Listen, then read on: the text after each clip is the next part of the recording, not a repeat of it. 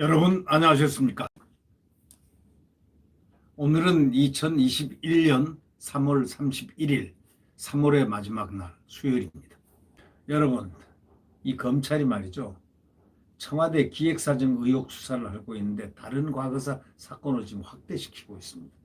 이 김학의 사건 담당 검사 보고서가 청와대 비서관과 통화 뒤에 내용이 바뀌었다는 겁니다. 다른 사건도 청와대 개입 여부를 그럼 수사하고 있습니다. 이 참으로 이건 아주 무서운 이야기입니다. 이게 보통 간단한 얘기가 아니죠. 대검 과거사 진상조사단의 김학의 전 법무차관 별장 성접대 의혹 재조사 내용이 왜곡됐고 이 과정에서 청와대가 개입했다는 의혹을 수사 중인 검찰이 당시 대검 진상조사단이 조사했던 다른 과거사 사건들까지 전부 다 수사를 확대하고 있는 것으로 밝혀졌습니다. 김학의 사건 재조사 때 사건 관련자가 하지도 않은 허위 진술이 기록에 적혀있고 이것이 특정 언론을 통해서 유출되고 여론을 자극하는 기획사정, 다시 말하자면 정황이 다른 사건에서도 발견이 되고 있다는 겁니다. 그러니까 배후에 청와대 인사가 있다, 이런 단서가 나왔다는 뜻 아니겠습니까? 검찰이 지금 서울 부산시장 보궐선거 후에 이에 연루된 청와대 인사들을 소환하겠다고 그렇게 계획을 잡고 있는 것 같습니다. 이 조선일보가 조선일보 취재를 종합해봤는데 서울중앙지검 형사일부 변필근 검사죠. 아주 유명한, 아주 공정한 검사입니다. 법과 원칙에 따라서 하는 이 변필근 검사가 최근에 대검과 서울중앙지검 등에 대한 압수수색에서 김학의 사건 재조사를 맡은 이규현 검사가 2018년 12월부터 19일 1월까지 김 전 차관에 대한 그 접대를 한 건설업자 윤중천 씨를 6차례 만난 뒤에 작성한 면담 보고서 초안과 중간 수정안, 최종안을 확보를 다 해보니 뭔가 차이가 있더라, 이런 거 아니겠습니까? 그런데 수사팀은 이른바 윤중천 면담 보고서의 초안과 최종안 내용이 너무 크게 차이가 나는 것을 이렇게 확인했다는 거 아닙니까? 윤씨 면담 때 함께 있었던 검사, 수사관들의 보고서에서도 없었던 윤중천 진술이 어떻게 이규영 검사가 만든 최종 보고서에는 포함이 돼 있었나? 여러 가지 의문점들이 많다는 겁니다.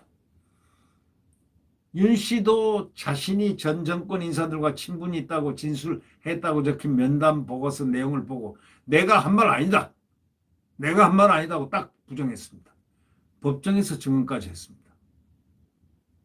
이 검찰은 면담 보고서 초안, 최종안, 이 내용이 이렇게 너무 다르니까 그 이유가 뭘까? 이 검사가 보고서 작성 당시에 이광철 청와대 민정비서관과 여러 차례 전화 통화했다는 그 관련이 통화를 했다는 것은 확인했는데, 통화 기록으로 말이죠. 그렇다면 이게 무슨 관련이 있는 것 아니냐 하고 지금 의심을 하고 있는 겁니다. 검찰 주변에서는 이 검사가 면담 보고서 허위 내용을 넣고 일부 친정권 언론에 흘리는 과정에서 전반에 대해서 청와대가 관여한 것 아니냐, 그런 친정권 언론에 흘리는 과정 전반 청와대가 관여한 거 아니냐, 이런 관측을 내놓고 있습니다. 2018년 2월 과출범한 대검 과거사 진상조사단, 참 말도 많고 탈도 많습니다. 여기 대검 과거사 진상조사단, 그 안에는 참 그 면면을 뜯어보면은 상당히 재밌는 이야기들이 많이 나올 법한 그런 느낌이 듭니다. 2019년 6월까지 김학의 사건뿐만 아니라 검찰의 MBC PD 수첩 광우병 보도 부당 수사, 장자연 사건, KBS 정현주 전 사장 배임 기소 사건, 총 17건의 사건을 재조사했다는 겁니다. 과거사가. 수사팀은 그중에 장자연 사건 재조사 과정에서도 비슷한 불법 혐의가 있다고 보고 수사 중으로 알려졌습니다. 장자연의 그 생전 동료였다고 주장한 그 윤지호, 스스로가 얘기했던 윤지호 씨가 조사단이 이 사건 재조사를 진행하던 2019년 초에 각종 친여 매체 인터뷰 통해 가지고 장자연 리스트를 직접 봤다느니, 약물에 취해서 성폭행을 당했다느니 등등 이런 얘기들을 엄청 했거든요. 있지 않습니까? 카나다 여자죠. 카나다 여자가 아니고 거기서 사는 사람이라든가요. 그러나 윤 씨는 같은 해 4월 거짓 증언과 기부금 전용 의혹이 불거지고 자신에 대한 고소고발이 시작되자 같은 달 돌연 카나다로 도망갔다는 겁니다. 도망갔는지 뭐 출국을 했는지 1년 넘게 지금 도피 중이라는 거예요. 도망갔네. 예. 이 수사팀은 청와대 민정수석실 산하 민정비서관실이 과거사 진상조사단 신설 관계부터 깊숙하게 개입해가지고 뭔가를 관계가 있다는 단서를 갖다 확보했다는 겁니다. 그러니까 민정비서관실은 각 부처에다 적폐청산 TF 구성 현황을 보고하라는 공문도 보내고 이 공문 당시 민정비서관이었던 백원우 전 비서관과 그 밑에 행정관이었던 이광철이 지금 현재 민정비서관 됐습니다. 이광철 비서관이 작성하고 발송한 걸로 전해졌습니다. 아주 뿌리가 깊습니다. 이 사람은. 이 이광철이라는 사람이 뭔가를 많이 알고 있는 진상을 많이 알고 있는 분 같은 그런 느낌이 듭니다. 네.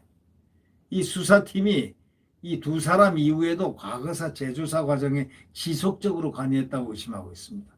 이거는 왜냐하면 여론 수렴, 동향 파악, 뭐 대통령 친인척 관리 등으로 제한된 그 민정비서관실 그 업무 영역에서 벗어난다는 겁니다.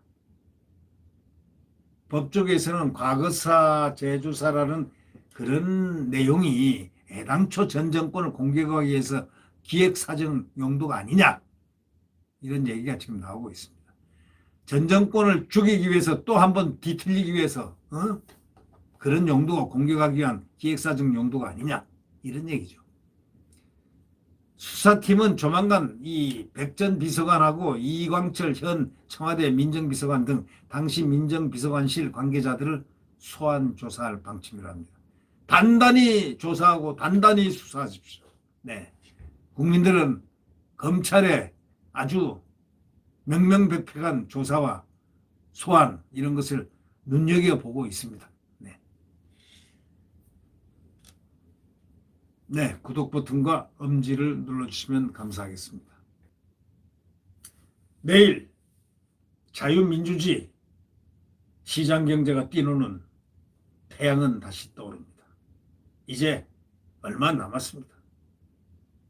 자, 4월 7일 선거도 있고 투표장에 나가서 나의 주권을 행사하고 그 다음에 1년 있다가 실시될 이제 1년도 채 안 남았습니다.